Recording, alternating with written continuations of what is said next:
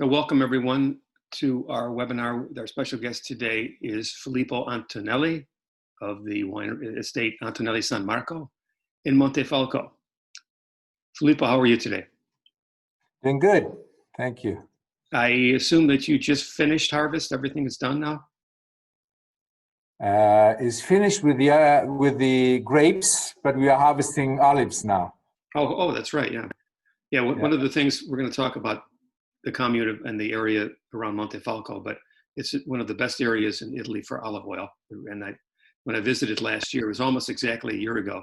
I made sure I brought home some olive oil because I love it and it's just great. So terrific.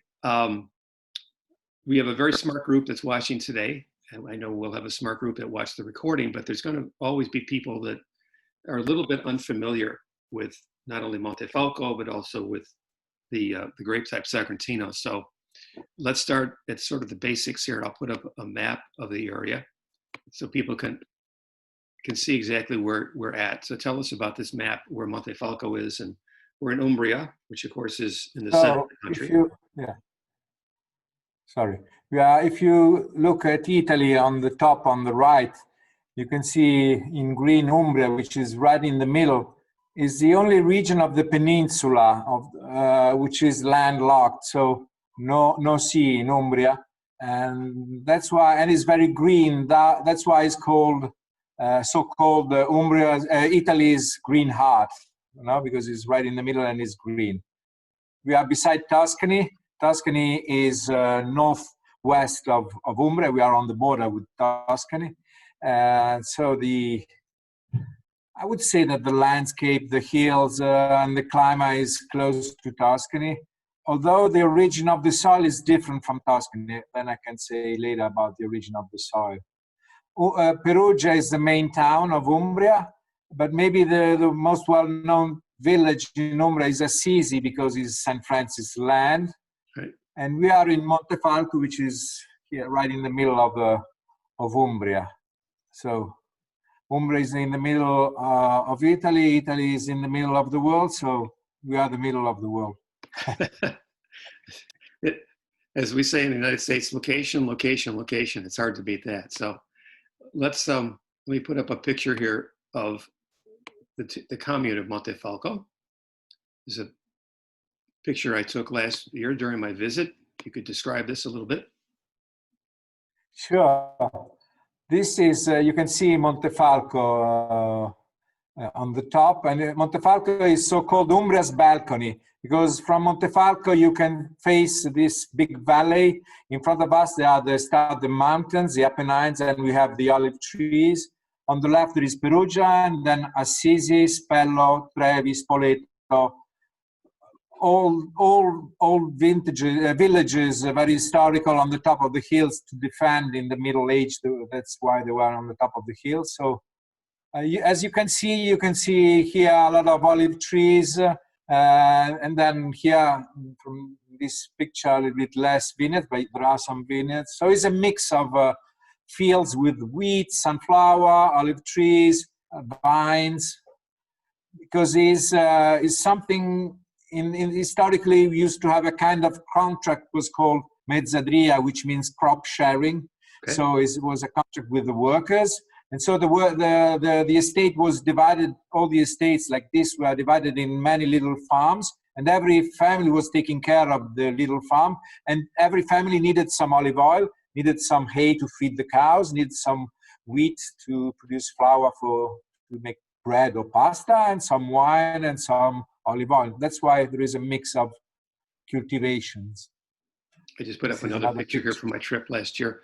And these hills, what sort of elevation are we looking? How many meters above sea level, or how many feet? So Montefalco is 470 meters, is quite high. We are at 370, the highest vineyards are 400 meters. In the valley is 250 meters approximately. Okay. So between 300 and 400 there are the vineyards. And we're talking about a continental climate, obviously, because there's no influence from the sea.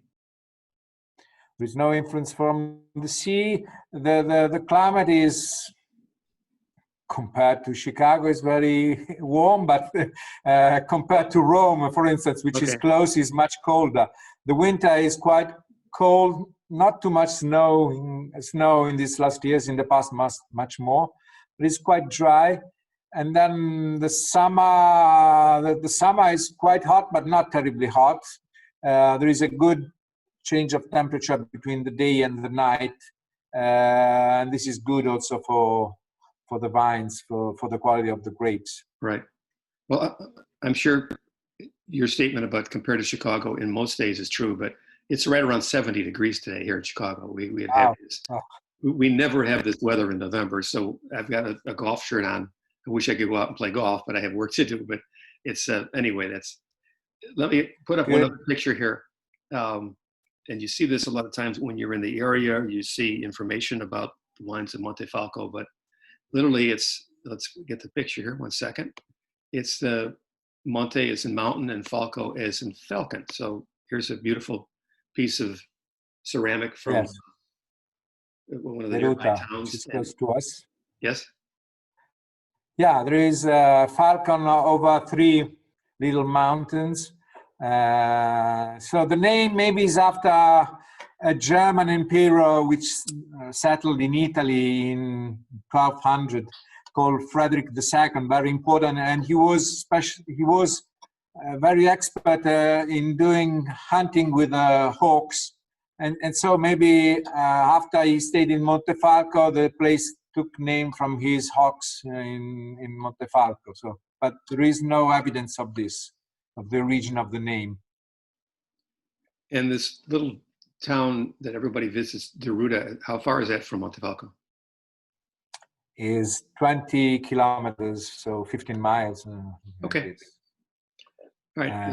Let's talk about the grape itself, because people that study Italian wine, of course, they think of the most famous reds, and they think of Barolo and Barbaresco and Brunello and Amarone and maybe Tarazzi and a few other things. But Sagrantino is, I don't have to remind you, but we should talk about this. Has, I don't know if we should say it has an image problem, but it certainly isn't as well known as those other wines. So, and I think one of the reasons, number one, it's from Umbria, and Umbria does not come to the first thing that comes to people's mind when they talk about Italian wine. But there's so many lovely wines made in Umbria. But also, it's a grape type that's really not seen anywhere else. Talk to us a little bit about Sagrantino, about how it wound up in Montefalco. And yeah. So yes, for sure. If you say Montefalco in the wine industry, you mean Sagrantino, because it's a grape variety so strictly linked with Montefalco. We don't know very much about the origin of this grape, and also doing the DNA research, they didn't find any grape variety close to Sagrantino. They find out a lot of cousin, uncle, daughters of grape varieties in Italy, but Sagrantino is very unique, it seems. The first documents date 15. We have 3 different documents of the 1500s, so it's in the area from at least 5 centuries. There is a story that maybe Saint Francis, who went to Jerusalem to tell his story to Jerusalem, maybe he brought back from Jerusalem, being Saint Francis right in front of us, and because also the oldest vines they found inside the monastery, the gardens of the monasteries of Franciscan friars, but there is no evidence of this. The name Sagrantino, like sacred wine, also we don't know for sure. To me, it's not because it was used for the mass, because it's not the kind of wine that the priest drink if he, when the priest celebrate the mass, he doesn't eat anything before, and so it's not the kind of wine. Normally, it's more a white wine, more light than Sagrantino. Maybe because there was this tradition to enjoy this wine, which was a very particular wine in the past, not the everyday wine, not a wine for the trade, but just for self-consumption of the families, for special events. And the biggest event at the table in Italy, is still the day of Easter, because it was finally after 40 days of Lent. So we were starting in the morning with the salami, and then for lunch, the lamb is the typical meat that we enjoy for Easter, and then a special wine. So a wine for special Christian event like Easter. That's why maybe it's named Sagrantino. Okay. Okay. And being a special wine in the past, a special wine, there were sweet wines because the important wine needed some sugar to preserve against the process of vinegar. And so all the Italian important wine, there were sweet wines. So the historical version was the passito version that we still produce. Passito, it means a process of dryness to concentrate in different ways the must of the grapes. Okay. And is it true that it is only found in Montefalco and the communes surrounding that? There's no other place in Italy where this grape is grown? It is true, but and even in Montefalco, it was not a wine, as I said before, used for the trade, but just for special events. So also in the documents of my estate, which is an historical estate dating 1800, let's say, they don't speak very much about Sagrantino, but we know from the documents that it was cultivated, because as the production from this grape variety is very little, very tricky to produce, very expensive, a lot of manual work to do. There was no interest on this grape variety because people in the past wanted big quantity. That's why Sangiovese or Trebbiano are so popular all over central and northern Italy, because they are very generous in yield. And especially the farmers, they needed quantity because it was the cheapest way to get energy and happiness. So no interest on Sagrantino to be cultivated abroad. Okay. And then, of course, well, let me put up a picture of one of your vineyards. We'll talk a little bit about your work with Sagrantino as well. 1 second. This is off your website.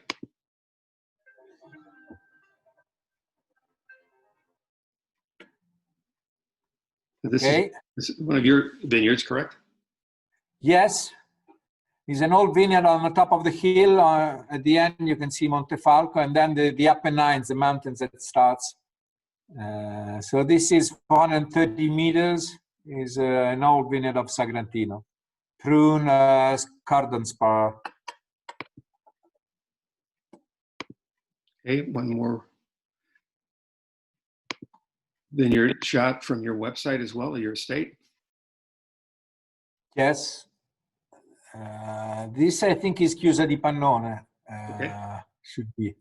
Which is one of the few single vineyard bottlings of this wine from anywhere. So we'll talk more about that in a little bit. And one picture that we have to show that it just, even somebody like myself who'd been there before, when I saw it last year, I was just sort of knocked out at how beautiful this is. But this is a vineyard shot of Sagrantino after harvest. Yeah, exactly. Colors. This is the time now. It's foliage time. So it's amazing because if you look to the hills of Montefalco, you can see some yellow rose made by Sangiovese vineyards or the white grapes vineyards, and then very deep red rose of Sagrantino. Being Sagrantino so rich in polyphenols and so of color and structure, also the leaves, not only the berries, but also the leaves, they are very rich. So when arrives the fall, the color turns to red instead of yellow. So you can see the color of the Roman soccer team, yellow and red. Okay, I never thought about that connection, but you're right. Yes. Okay. And clearly, when I was there last year, it was, like I said, almost exactly a year ago. I mean, I spent an enormous amount of time taking photos. It's just everywhere you look, just this amazing red, copper color on these leaves. Just beautiful. So I will return to Sagrantino and your wines and your specific examples, but you also produce some lovely white wine. Let's talk about white grapes in the area. Yeah, we have 2 white grapes indigenous. One is you can find all over Umbria and northern Lazio. It's called Grechetto. The classic area, I would say, is Todi, which is close to us, another historical village. Is also in the blend of the Orvieto, which is the biggest white wine area in Umbria. And so we produce in the appellation Montefalco, we have a pure Grechetto, 100% Grechetto. So we use Grechetto to make a wine which is more to enjoy like a classic white wine, fresh, crisp, floral, to enjoy young in summer under the patio. And Grechetto is perfect to do this kind of wines. And then we use a second grape which is more specific to the area. It's called Trebbiano Spoletino. So Trebbiano, you know, is a big family, very popular of Italian wines, grape. The common Trebbiano is a bit neutral, not so interesting.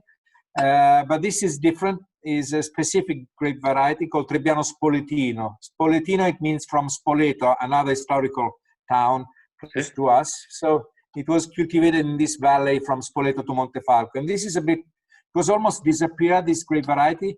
And now there is a renaissance on this grape, and everybody's planting again, and is doing very well. There is a lot of interest on this grape. And it's different because with this grape you can age the wine. Is a bit more complex with more acidity, and is interesting, very interesting, the aging process of this wine. Okay. Do you have a bottle there so people can see what the... Yes. This is Trebbiano Spoletino, which is called Trebbium, and is our regular Trebbiano Spoletino. Let me see. That's fine. Perfect. Thank you. Okay. This is 2019 vintage, and this we ferment in large oak barrels of Austrian oak, normally 2,500 liter barrels, and we keep in the oak, not new oak, for until April. And then we have a second version, a little bit more esoteric. It's called Vigna Tonda. Okay. Anteprima Tonda, sorry now. And this is a skin contact Trebbiano Spoletino. So in this case, we ferment in amphoras and cement vats, and also some ceramic vats. It's still an experiment, this wine, and is with the skin. So we do a white wine like a red wine, so in contact with the skins, until April. So it's a very long skin contact, but it's not so like your so-called orange wine, because we protect from oxygen. So it's not too extreme, I would say. Right. Okay. And what are you talking about in terms of how many bottles you produce of these two wines? The first one is a bit more than 30,000 bottles. This is about 8,000 bottles. Okay. Now, the grape type is Trebbiano Spoletino, but you are allowed to call the wine Spoletino, correct? No, you have to call it Trebbiano Spoletino, and it is a DOC. You have to use the complete name, Trebbiano Spoletino, by the law, and you cannot name this grape variety unless it is DOC, like it is our, because the appellation in this case is Spoleto. Okay? So our appellation is Montefalco, but the territory of Montefalco is also inside the appellation of Spoleto. So it's a different appellation. Now, when I visited last year, we got together on a Friday. Earlier in the week, I was with a group of producers at another estate, and all of them brought their Trebbiano Spoletino. And they were discussing about whether they should be able to call it Spoletino, because I thought it was a good thing, because Trebbiano is sort of a not a negative image, but just sort of a nothing image. Trebbiano is so ordinary. No, but there is an issue, because I went to the government to talk about this, and being Spoletino a geographical name, so is linked to a town. Right. They don't allow to use as a name of a grape variety just Spoletino. The last exception they made, it was for Friulano, for when Italy was quarreling with Hungary about Tokai. But this was the last exception, and this was a matter of state, much bigger problem than now. So they won't allow us to use only Spoletino. Right. But I'll bet if you were in Tuscany, they'd allow it. What do you mean? It's just a joke. I just mean there's more. They have more marketing prowess and more money in the Tuscany. It's a bad joke. I'm sorry. So bigger lobby. Yeah, exactly. Yeah. And lawyers with deeper pockets, as they say. So, all right. So, and you started making one question about Grechetto also. Is that the grape type itself? You said it's very typical for the area. Grechetto is the name of a grape. There are two different clones, quite different, one from Todi and one from Orvieto. but it's the same grape variety. And in this case, with the DNA analysis, they found out is one of the two clones is exactly the same of Pignoletto. Pignoletto is a grape variety from Emilia-Romagna, so north from us. Maybe because it's on the same Roman way, the Flaminia, one of the 7 Roman way, which cross Umbria, arrives to Emilia-Romagna. So maybe it arrives along this Roman way, the same grape variety in the millennials. Okay. This Grechetto, is that a variation or a clone of Greco as we know it from Campania? No, it's not. Maybe the reason why is like a fake, because in the Middle Age, at the church in Rome, there were the best wines were arriving from Greek. And so naming a wine Greek or Little Greek, it was meaning a noble wine, an important wine. So maybe that's why they called a lot of grape varieties Greek, Little Greek, kind of fake label in the Middle Age. I'd never heard that story. That's great to know. Okay. Professor Scienza told me this story. Attilio, sì. Attilio, yeah. Conosco lui molto bene. Let's talk about Montefalco, the red wines now. And we start off actually with a wine, Montefalco Rosso, that is not primarily Sagrantino, but Sangiovese. I've always been interested about that. Like in Tuscany, even in Umbria, Sangiovese is the most cultivated red grape variety. It's not very historical, but I think it arrived in Umbria at the beginning of 1800. But you know that also Sangiovese, it seems, is originally from Calabria and then settled in Tuscany and in Romagna. One of the fathers of Sangiovese is Gaglioppo, which is a grape variety from Calabria. So what is interesting is when they settle, and so now it's indigenous by Tuscany, let's say, but in general by central Italy. So Montefalco Rosso, our DOC appellation, is mostly Sangiovese, minimum 60, maximum 80%. And then Sagrantino, our indigenous grape, minimum 10, maximum 25. Then you can use other red grapes, such as Merlot or Montepulciano, Colorino, Ciliegiolo, among a list of the region, from 0 to 30%. In this case, this is a reserve of Montefalco Rosso, so it's a selection of the best grapes of Sangiovese that we do only in the best, in the good vintages. In this case, from this vintage here, this is pure Sangiovese and Sagrantino, no other grapes. So 80 Sangiovese, 20 Sagrantino. So we harvest them separately because Sangiovese is earlier in ripeness in September. Sagrantino is very late in October. So they ferment separately, and then we do the blend and some wood aging, about 1.5 years in this case. Okay, let me ask you a question, and I'm sure you've heard it before, but I think it's worth repeating. I want to get your opinion. But let's say I'm studying Italian wines, and I want to learn all I can about Italian wines. And somebody says, okay, well, we're going to go to Montefalco. And of course, they're very famous for the Sagrantino. And yet here's a wine called Montefalco Rosso, and it's primarily Sangiovese. I would imagine there's some confusion among consumers with that. I mean, do you find that, or you mentioned this Sangiovese is so widely planted, that's why it's used. But how did that decision come about that it would be primarily Sangiovese? Now, you know, when they made the appellations, many appellations were kind of a picture of the vineyards. So in Montefalco in the 70s, the vineyard, they were with most of the rows made by Sangiovese, some rows of Sagrantino, at that time also some white grapes. And so this was a picture of the wine which was historically produced and sold in the area of Montefalco. So this is and Sagrantino, it was something new at that time. So historical for the Passito, but new for the dry version. Okay. That's why it's named differently. We could name it Montefalco Sangiovese for sure, but in that case, it has to be at least 85% of Sangiovese. Right. Because by the European law, you cannot name the grape variety just one single grape variety unless it is at least 85%. Okay. Okay. That's an excellent explanation. In general, when people come to a restaurant, they ask for a Sagrantino or a Montefalco Rosso. So they don't say Montefalco Sagrantino, just Sagrantino. Right. So Yeah, anyway, it is a little bit confusing because you are right, because in many other Italian areas, like let's say Montalcino or they call, or Montepulciano, they call Brunello di Montalcino and then Rosso di Montalcino, but it's the same grape variety. In this case, not.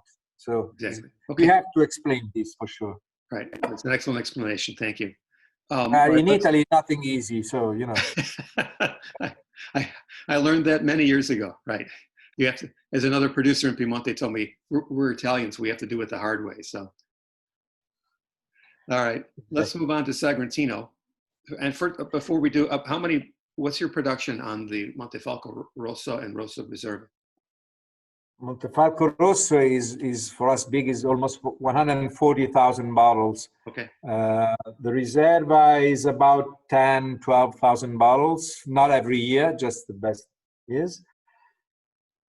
The total production is about 350,000 bottles. So we have to sell 1,000 every day. I think that 1,000 people have to uncork an Antonelli bottle because it's almost 1,000 bottles a day. All right. Well, I'll broadcast this to the world, and we'll highlight that. We'll put a little music around it and make sure people get the message. So it'll be a great thing. Let's move on to Sagrantino. And before we talk about the specifics of your wines, I go back to the start of the conversation about, you know, the image problem, the identity crisis, if you will, about, you know, people don't know these wines as well as many other famous Italian reds. So, and I think one thing, if they do know anything, they hear that Sagrantino has a large amount of tannins. It's arguably the most tannic red variety in Italy, and that scares some people away. So tell us a little bit about that. So it's true. In a scale of quantity, they made an analysis in an Italian research center in San Michele in Trentino, which is the best Italian research center. The number one in total polyphenols was Sagrantino, the number two Aglianico from southern Italy, and the number three Nebbiolo for Barolo. These were the number 1, 2, and 3. But the good news is that from that research is that the quality of the astringent tannins, because the tannins, polyphenols is a family, okay? Not all the tannins, they are astringent. There is only a category of tannins astringent. Sagrantino has a very little percentage of these astringent tannins. So it's a good quality of tannins. Other way, it would be a rustic wine, almost undrinkable for the quantity of total. The other good news is, you know, that it's very rich in resveratrol, so for the French paradox, you know, it's good for the health, to clean your arteria, your blood, from heart attack. But I don't want to promote our wines as a medicine. I want that people enjoy the wines. Right. So it's true that Sagrantino is quite tannic, but year after year, as you may have tasted, because you know our area from many years, the Sagrantino that we produce now, they are much more soft and drinkable and a bit more elegant than 20, 30 years ago. And this is because the vines at that time, they were all quite young, because there were very little vines, even in the historical wineries like us and the others already existing in the 70s. So in the 90s, when we got the lights on and Sagrantino became quite famous, we were, I would say, kind of unprepared, because the vineyards were very young, and you know that young vineyards, from young vineyards you don't get interesting grapes. And then also our experience on how to manage the dry Sagrantino was very little. So now after 30 years, we manage much better the production. We understand much better when is the correct time to harvest them, how to prune them, how to manage the summer, how to ferment. So it is still a wine with tannins, but much more, I would say, domed. You say domed, like a horse. Is not anymore wild, but they are more elegant and soft than in the past. Your wines, you of course age your wine, mature your wines in the grandi botti, in the large casks, and I would think just like with Nebbiolo and Barolo, that's going to, you know, soften and round the tannins. and yet there's some people that mature their wines in barriques. It seemed to me that when I traveled there, I found more people that used botti than barrique. But does that make a big difference, or does it really depend on the winemaking style? No, it also depends on the. I have nothing against barrique. My favorite wines from Burgundy, they use new barrique, but Yes. you don't taste them, so it's perfect. But maybe Pinot Noir has a different result than Sagrantino. Every grape variety is different, the result. Our experience is that although Sagrantino has a lot of structure, if you use barrique, new wood, you lose the fruit of this grape, and you get more toasted and vanilla. This is our experience. Using large barrels, you keep better the fruit, but maybe the process of the ripeness of the wine is longer, so it needs longer time to be enjoyable, the wine with big barrels. 20 years ago or 30 years ago, we were one of the few wineries using large barrels, the botti. Now, like you were saying, more and more people are moving back to the large barrels. Okay. And let's start producing wines. So my great-grandfather bought the estate in 1881. My family is originally from Spoleto, another village in Umbria, but my great-grandfather already moved to Rome. So after that, my family is settled in Rome. It was a family of lawyers, so winemaking was not, and farming was not the main business of the family, but it was important for them, and they loved this place and spend the holidays here and running after the estate. The fourth generation of lawyers that I've interrupted. They were producing wine already at that time, but not bottling, except few bottles of Passito and Rosso. We really start bottling in 1979 when we got the appellation. And it's also the year when I decided to go to study agriculture in Perugia at the university. So then I made the military service, and in '86 I started working at the estate. Okay. Let's move on to your examples of Montefalco Sagrantino now. So you have a bottle there of the current vintage? Yes. This is 2015. Okay. So the DOC, the total aging from the DOC prescription is the same of Barolo. So now we are able to sell 16 vintage, but almost all the producer, they sell the previous vintage, like us, the 15. So the same vintage they are selling now in Montalcino, where the appellation asked for 1 year more of aging. Okay, so it's 4 years after the vintage. Okay. And by the appellation, you have to age for at least 1 year in wood barrels and 4 months before releasing in bottle. In this case, it's almost 1 year and a half, so 18 months in wood barrel. We use some tonneau, so 500 liters, and then mostly large barrels from 25 hectoliters to 50 hectoliters. And then before bottling all the wine, they rest in the old cement vats that we still have. We are also buying the new and fermenting in the new generation of cement, and we are very happy with that. Okay. But these are the old vats in cement that we use where the wine rests before bottling. And is that something that we're talking about before stainless steel came around, that was historic way of aging these wines or fermenting these wines? It was not crazy historic. I think that cement started in the 30s, in the 40s, but here we started later. When I was young, there were only wood barrels made with chestnut oak. Okay. Because chestnut wood, sorry. Chestnut wood, yeah. Because there is no oak. Not here we have a lot of oak in our woods, but it's not the kind of oak which is suitable to do barrels. Unfortunately, in Italy we don't have, so we have to import. But here we have a lot of chestnut wood, and so the old barrels were in chestnut. But chestnut brings a lot of tannins, and we have enough tannins with Sagrantino that we don't want too much other tannins. Exactly. Then in the 70s we built the cement vats, and then in the 80s arrived the stainless steel. A lot of people destroyed the cement vats. Fortunately, we didn't destroy, and so we restored them inside these kind of vats, they are epoxy painted. So the wine is not in contact with the cement. With the new generation that we use of cement is a special cement that can be in contact with the wine, because there is no reaction with the acidity of the wine. Okay. Now, Montefalco Sagrantino must be 100% Sagrantino, correct? Yes, by the appellation, 100% Sagrantino. Okay. The maximum production is 8 tons per hectare, and the maximum percentage of juice is 65%, because Sagrantino has very small berries with a very thick skins. That's why it's so rich in polyphenol tannins, because they come mostly from the skins, and a lot of seeds.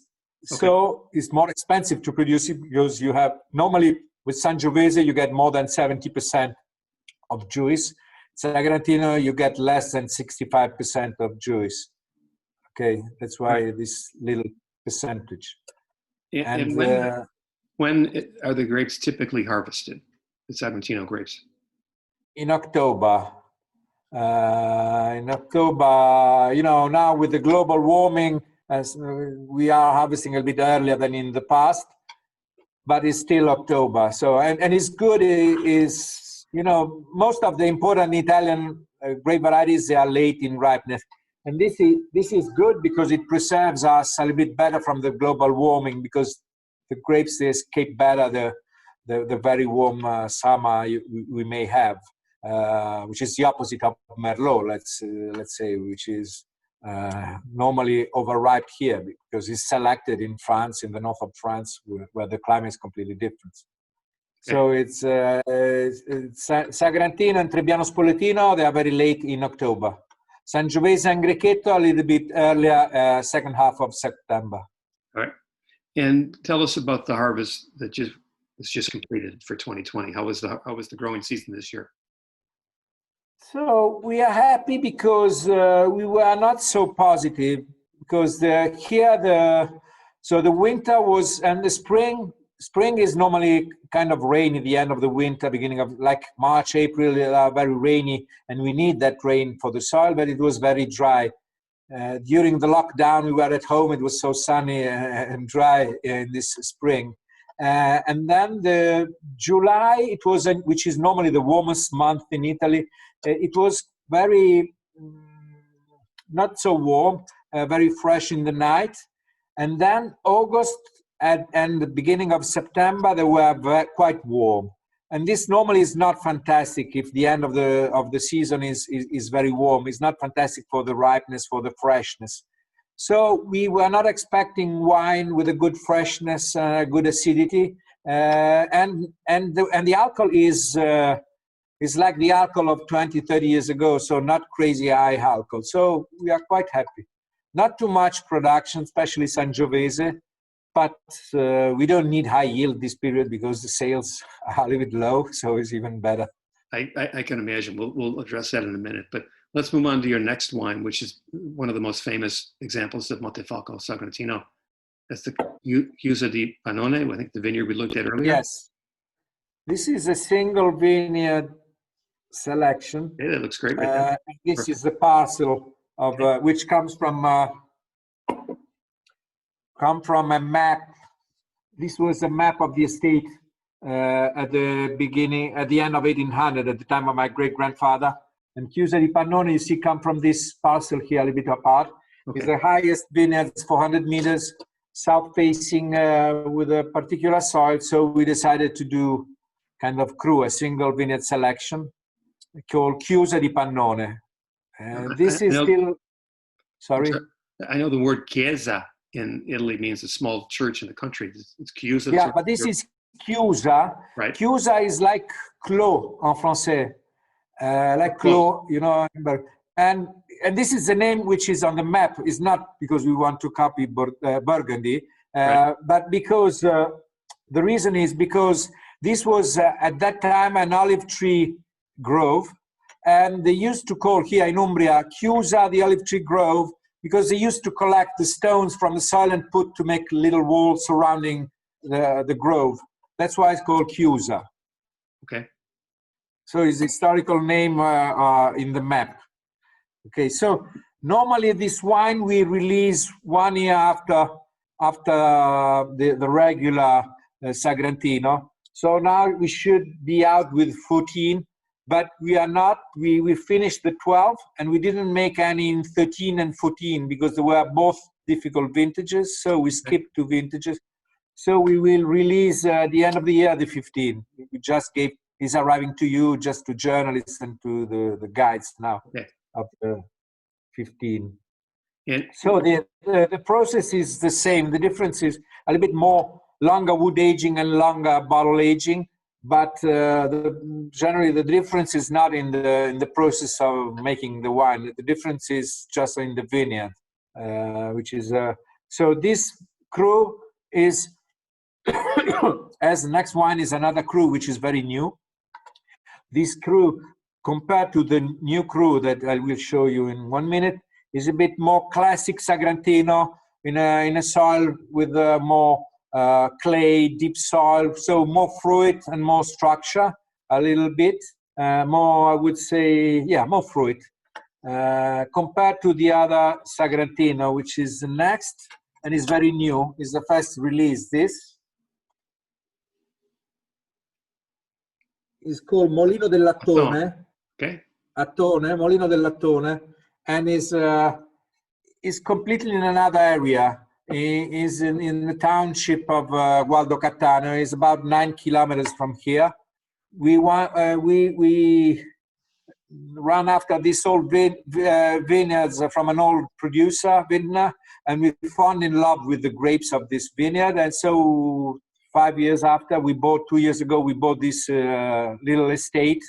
And at the moment, it's a very little production, only the first vintage is very little, only 1,300 bottles. Then there will be 2,000 and then 2,500. We replanted now 2 hectares beside, but it will take 10, 15 years before the vines.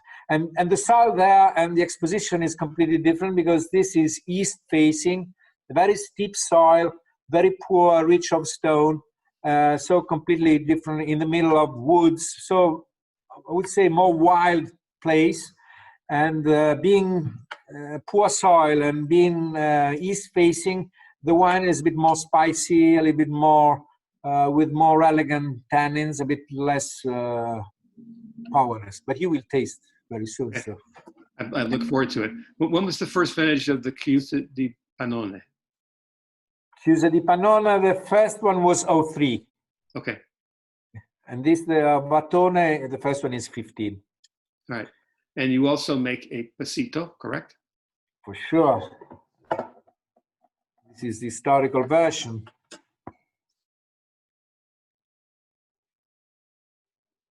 There we are. Perfect. 2014. Okay. 2014. Yes. So this is the historical version. So we harvest the grapes. It's not a late harvest. We harvest we do a selection of the best grapes. They must be perfectly safe with no botrytis. And so at the moment when we harvest the other regular grapes of Sagrantino, and then we put it over some kind of racks, the same way they do in Valpolicella for the Amarone, right. let's say.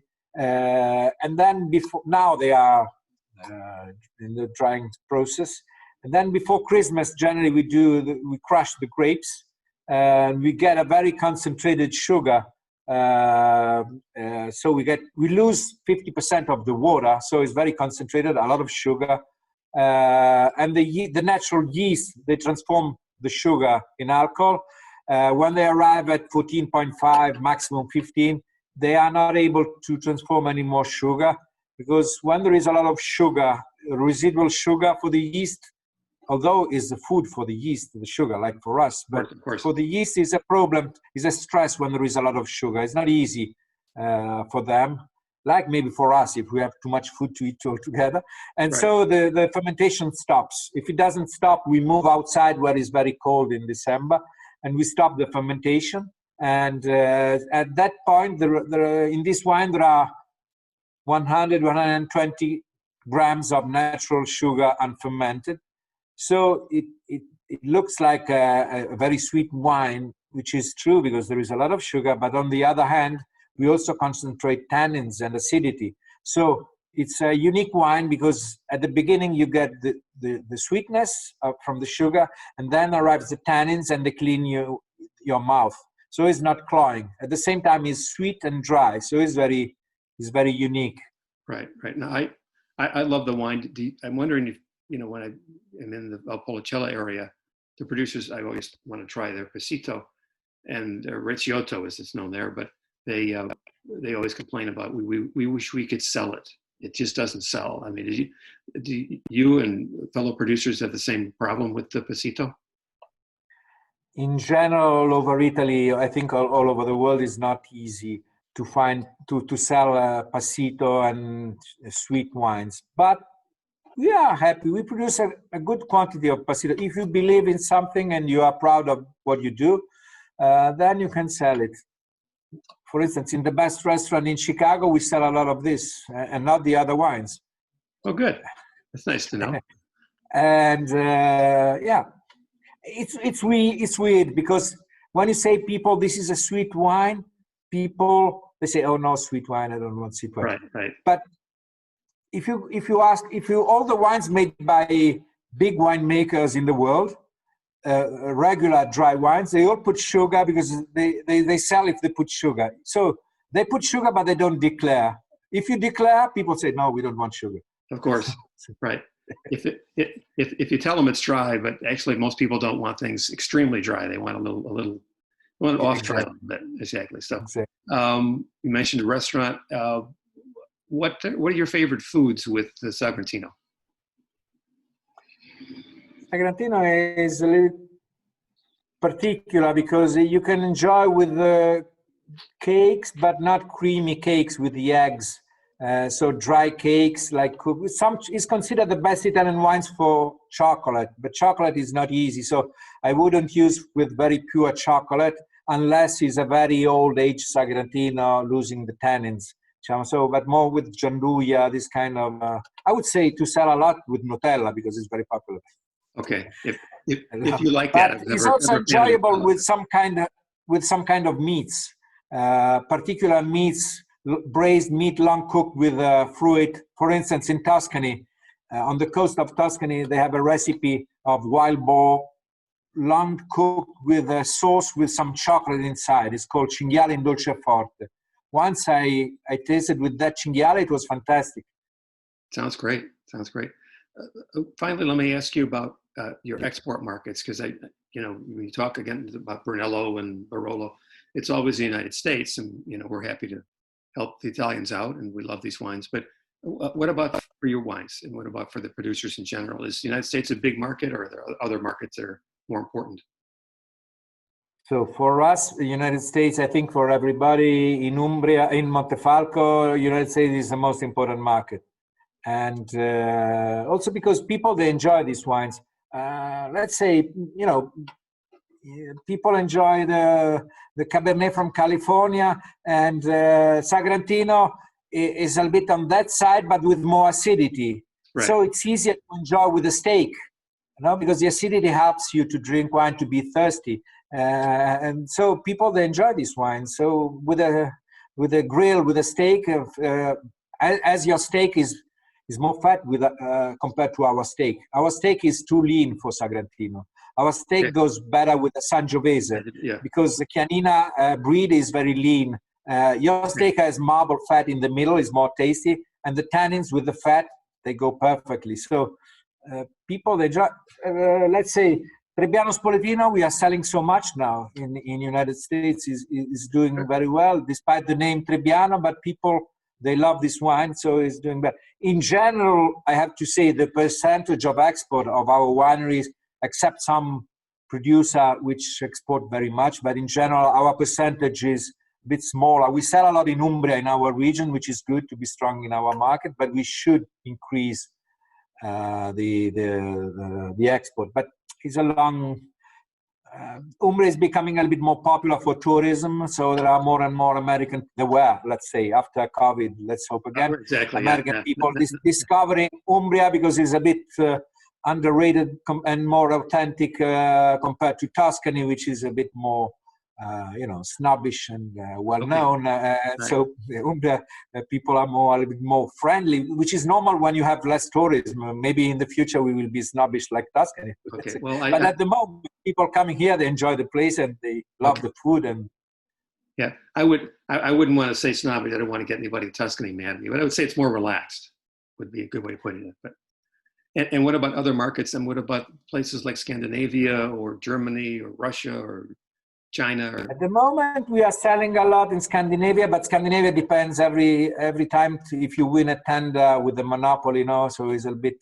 But for instance, we are selling a lot in Sweden of Trebbiano Spoletino, tons now.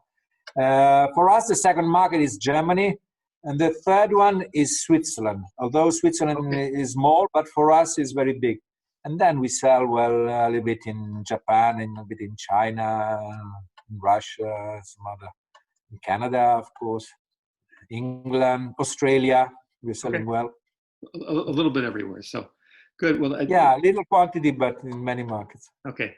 Well, you and I have known each other for about 15 years, and it's always a pleasure to talk to you. You're a real gentleman, and I've enjoyed the wines, and I really have learned so much about Sagrantino and Montefalco from visiting your estate, but as well as others. But today I learned quite a bit. So you're full of information. It was great.